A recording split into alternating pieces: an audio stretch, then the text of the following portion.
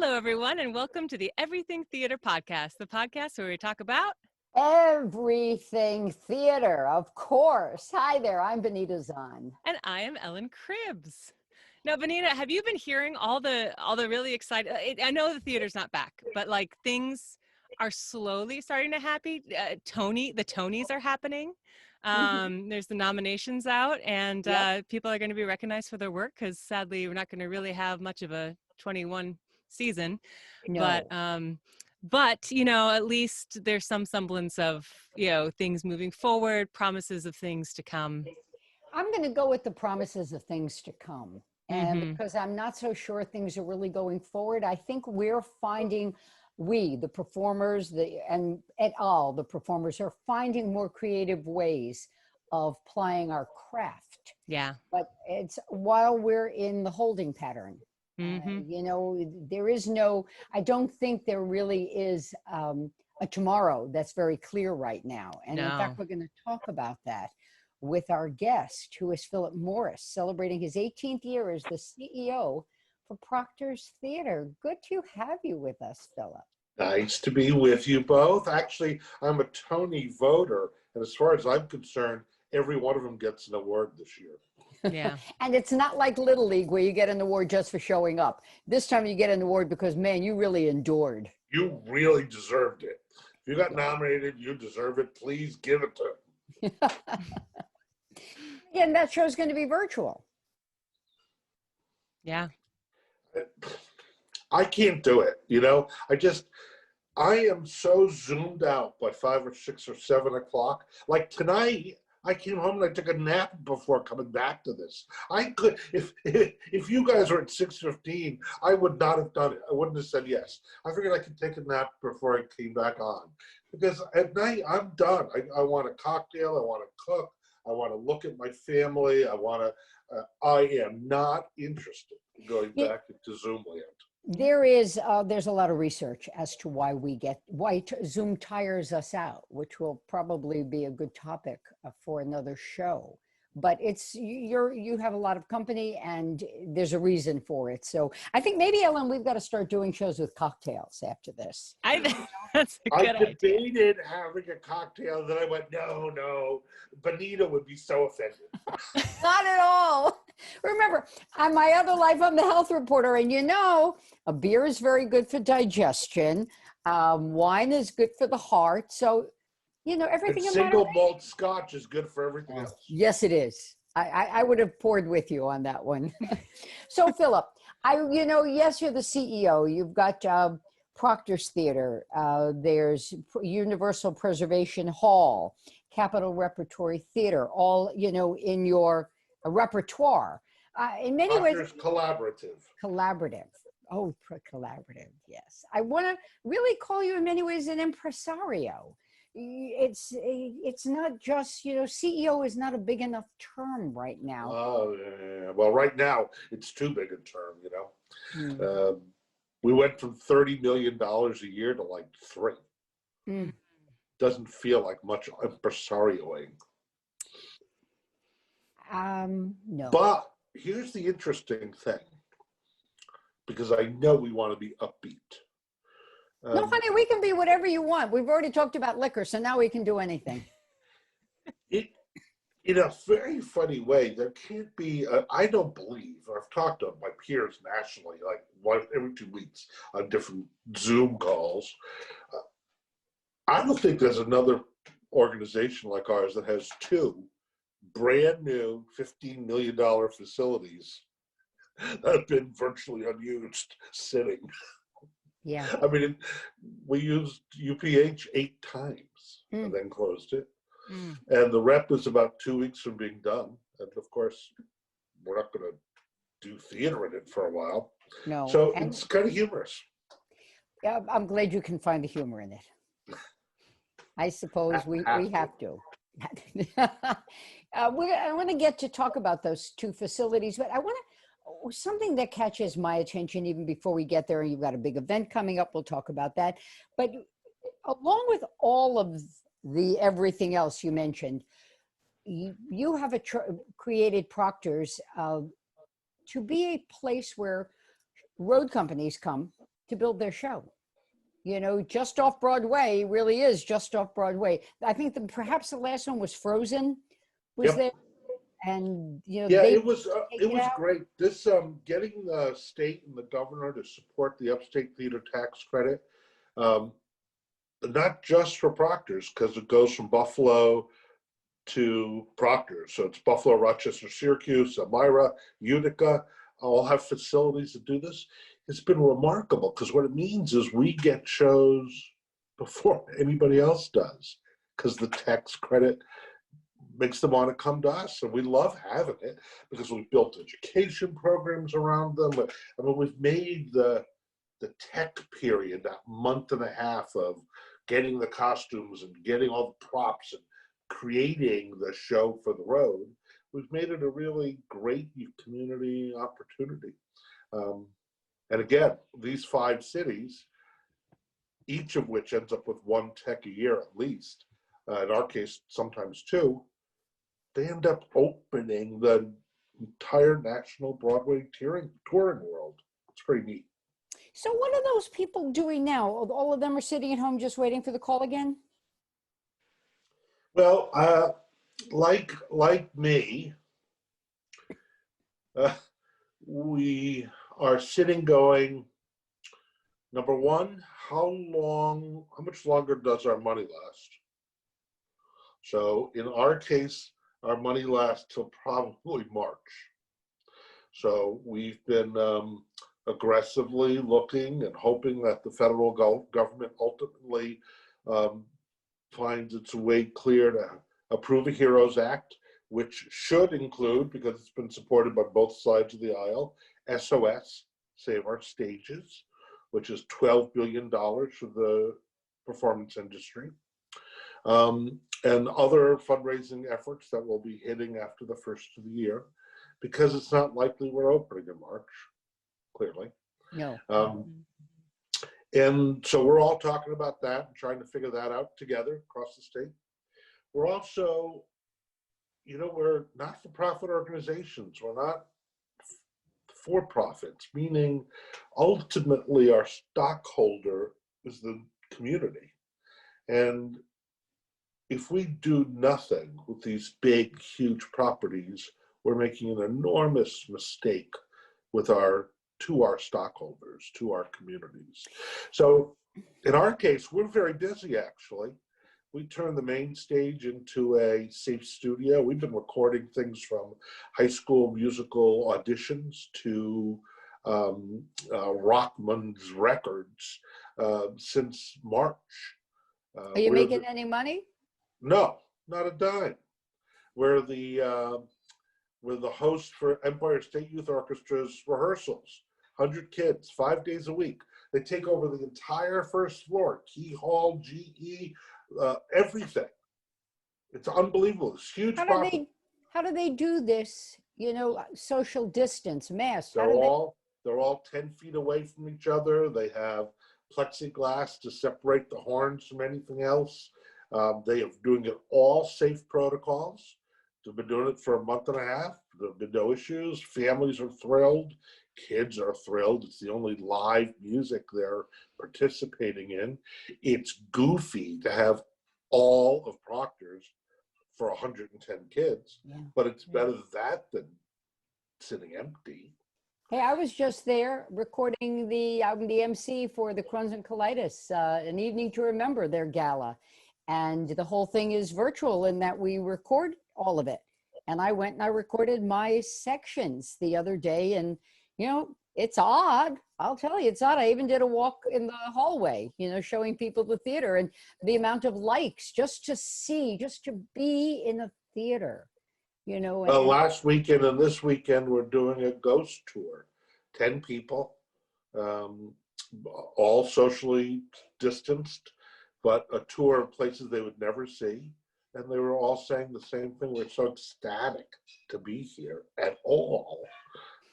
So that's great. The other thing what we're doing is Schenectady's school system's been a disaster with the last minute need to have remote learning. And a lot of kids don't do well. Well, some kids do great with it. A lot of kids do terrible. So we've opened our building by day for about 40 kids with tutors to utilize our Wi-Fi. The building is open, is heated. So we have about 40 kids a day getting help in order to get through high school. Well, I've got 2 stories now. We're going to have to go out there and book Philip. So we're going to be giving you a little PR. While we're doing, let's do the PR part right now. You've got an event coming up called The Show Must Go On. And that's going to be on November, I want to say the 18th. 18th. Yeah. Yep.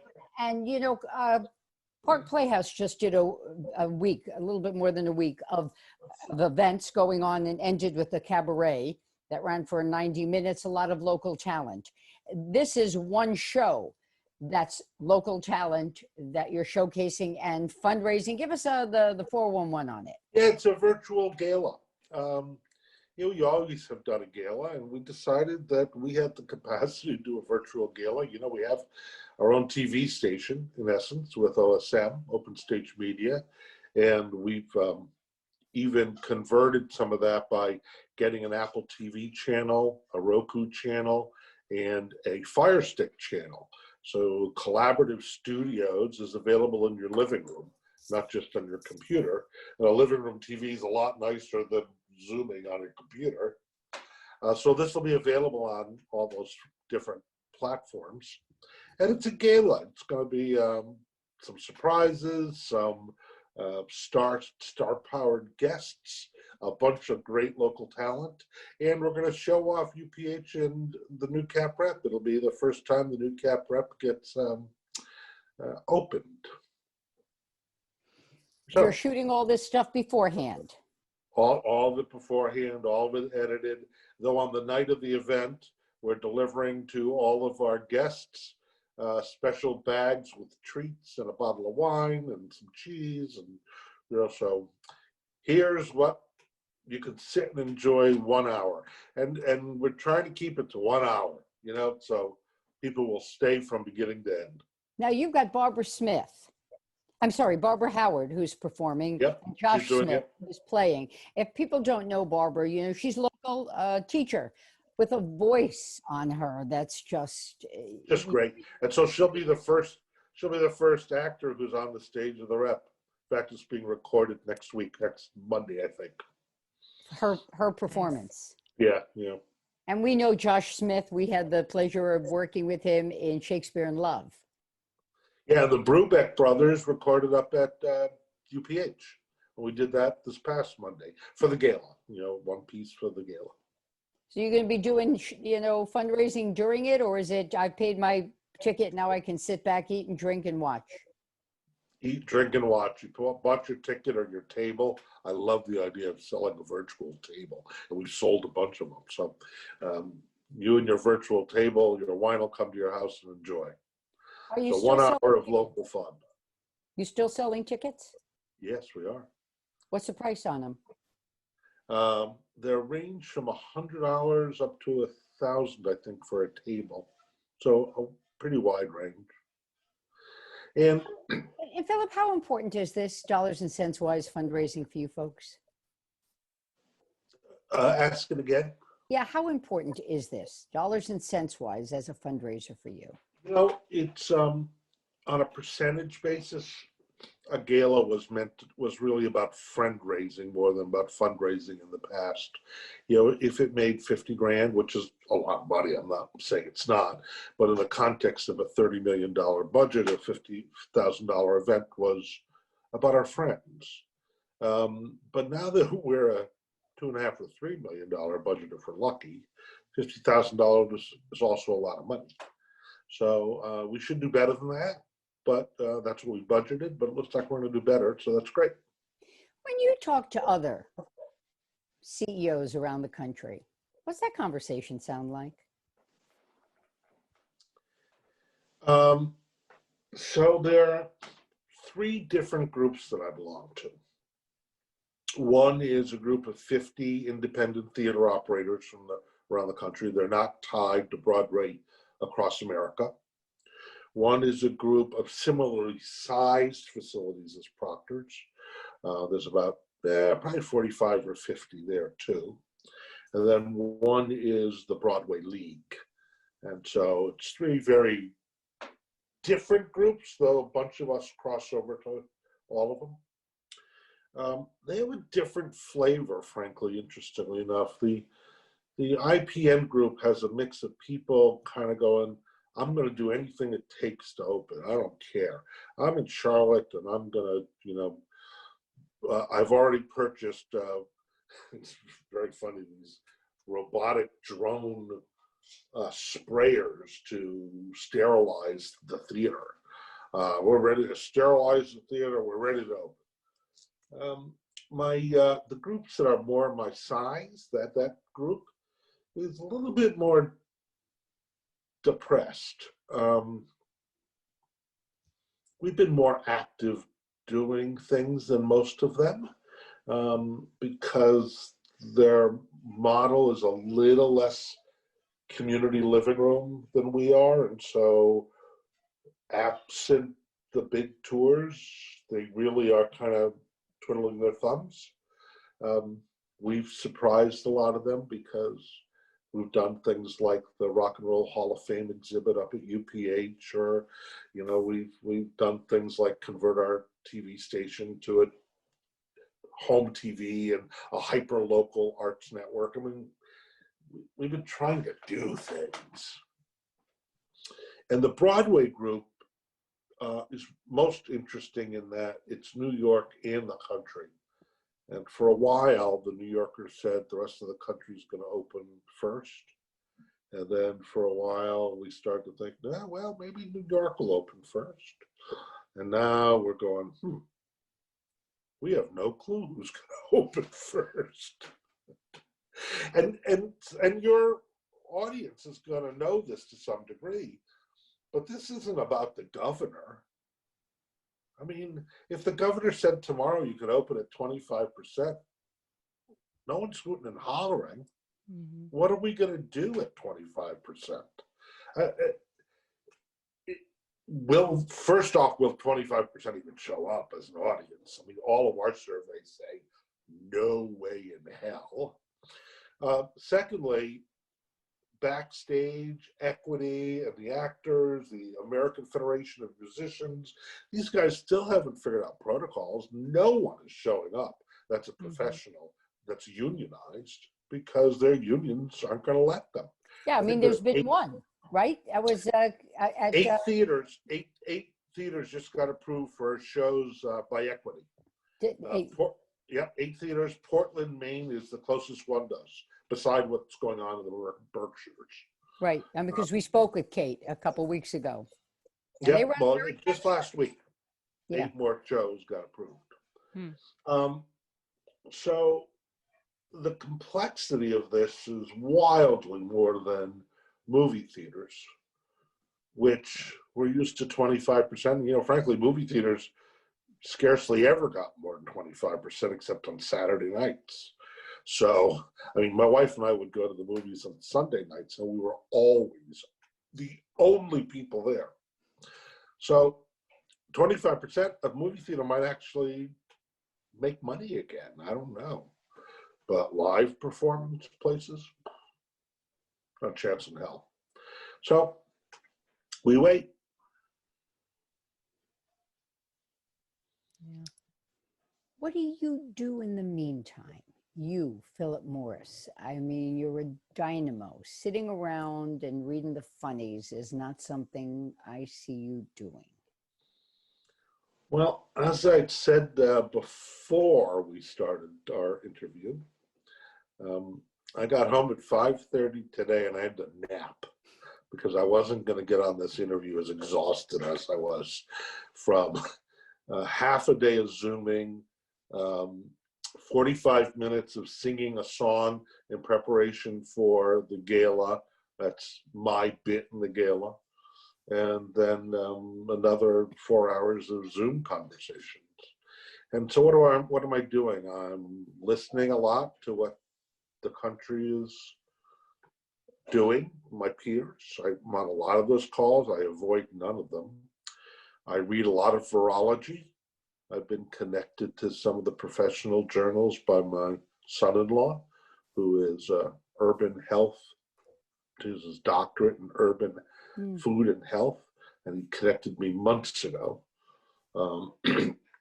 which is why when we did our layoff, we did it big, we did it instantly, because all the virology, all the science said this was going to go on for a long time. Yeah. And I didn't want, I said to my board, I didn't want to make rolling mistakes where every 2 months we had to make another layoff. And that's just unbelievable agony. So instead of that, I cut to the core group that I thought then and think now has the skill and the jack of all trades sensibility to reopen these facilities. Are you worried about finding talent when the doors open? Or do you think that they're going to be lined up around the block waiting to come?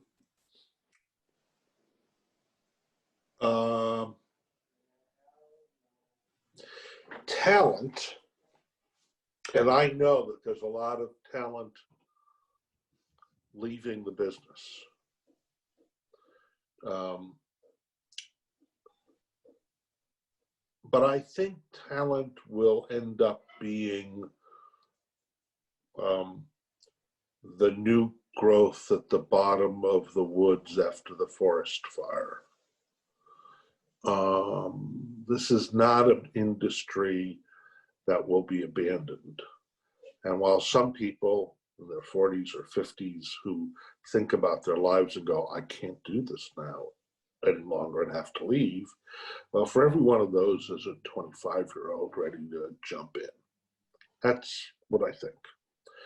Now, on the administrative side, I will say it is nothing but sad to think about how much talent we will have lost. Because while I think there will be people ready to jump in, the training, the expertise, the knowledge of our customers, the personal knowledge of our customers. I mean, people had box office people they called purposefully. You know, it's like, I want to talk to Naomi. That's the only person I want to talk to. And that's going to be gone. And it's going to take a while to get that back. Yeah. But again, I have that optimistic sense about, you know, the industry will be okay. It'll take time though. It's not a switch. Broadway is not going to have 30 shows on September 30th or whatever date it is. It's going to be 3 or 5, and then 5 more 2 months later. Just the building of costume sets and rehearsal rooms. I mean, there's not enough spaces to do 30 preps and techs and builds. There's not enough capacity for it. So, you know, do you, I don't know, we can all discuss this. Are you, I'd interviewed a fellow many years ago and he used the phrase heartburn, something, you know, got under his skin. Does this give you heartburn in that there's been such foot dragging for funding for the arts? You know, this is what sets us apart. These are the grace notes. I know this is my life, but these are the grace notes in our lives. This is what builds our character and gives us solace. And yet Washington has, up until this point, turned their back, a deaf ear to the need. So here's my theory. And then we have to let Ellen talk because it's ridiculous. She's sitting there in front of everything. I keep pausing and Ellen's like, no, really listening to this. Besides Ellen, and like the next second, Ellen takes over, you'll see. So my theory is that, and if I'm wrong, I will have ruined my retirement and you know, be out on the street someplace. There is no full recovery without us. There's no such thing as a full recovery without us.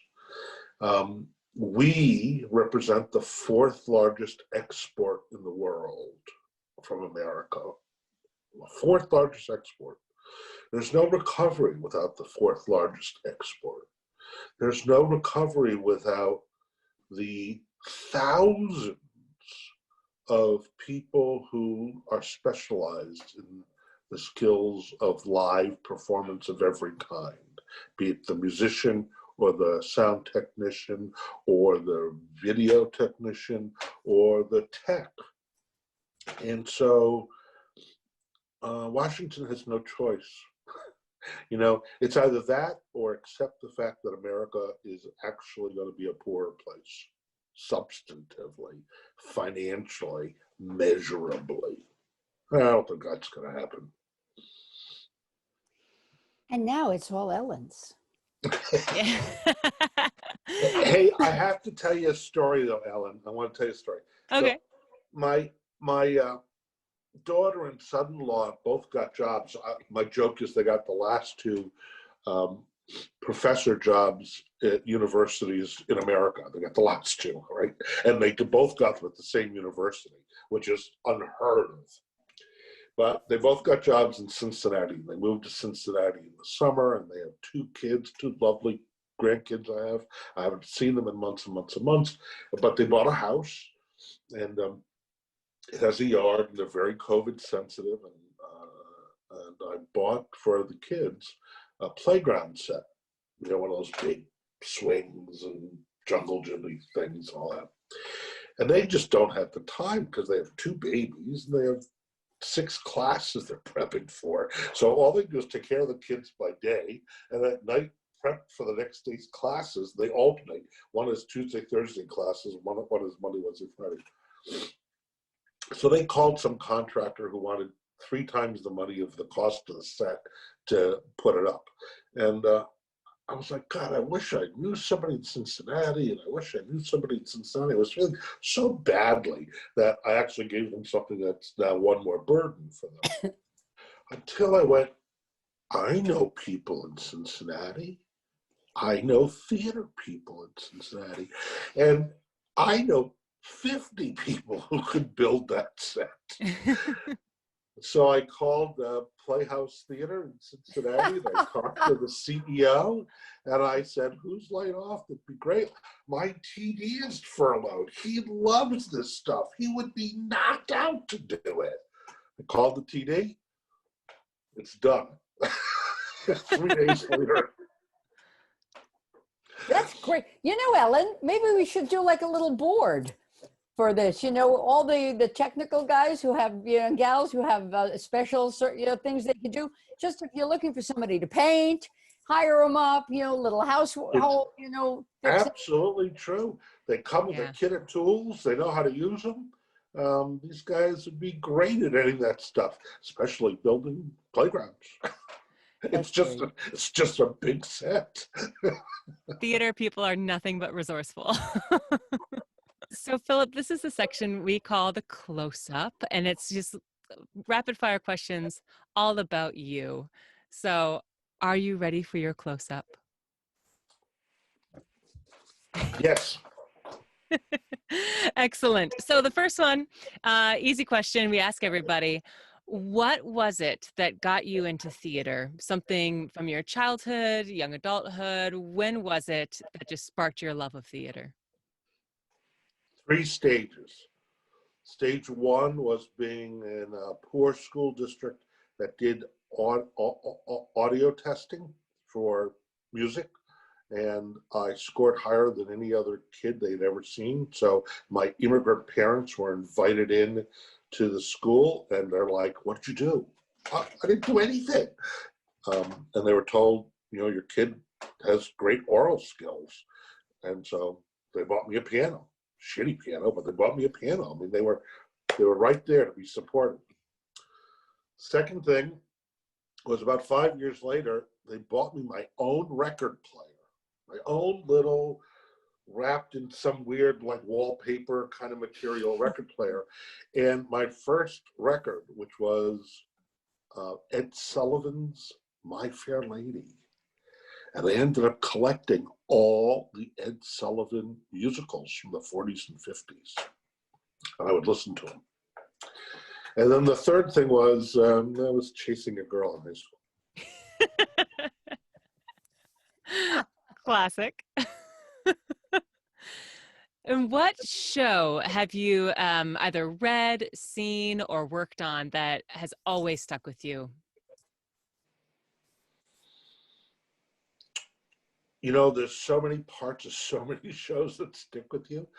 I guess the most remarkable thing I saw when I first saw it, which was not in New York, was Into the Woods. I kind of went, this is brilliant. This is just plain brilliant. And that has stuck with me forever and ever. And so it becomes the standard for clever, for intelligent, for storytelling. It's for turning things upside down. It's my standard. Quick side note, in middle school, I used to stay after for drama club, but then my mom would need me to go to the library before she could come pick me up. So I'd go to the library and they had the script of Into the Woods, and I would just read it every day. So I share that, definitely. And is there a show that you haven't been able to kind of get your hands on and work on that you would love to either bring to Proctors or just explore on your own? I might need help remembering the name of it. I'm not sure I can remember it. But the show I saw in New York that I adored and did very badly and got no Tony nominations was the one about the false charges brought against boys in the 30s, black boys in the 30s, falsely accused of raping a woman in a train station, in a train in Tennessee. The Scottsboro Boys.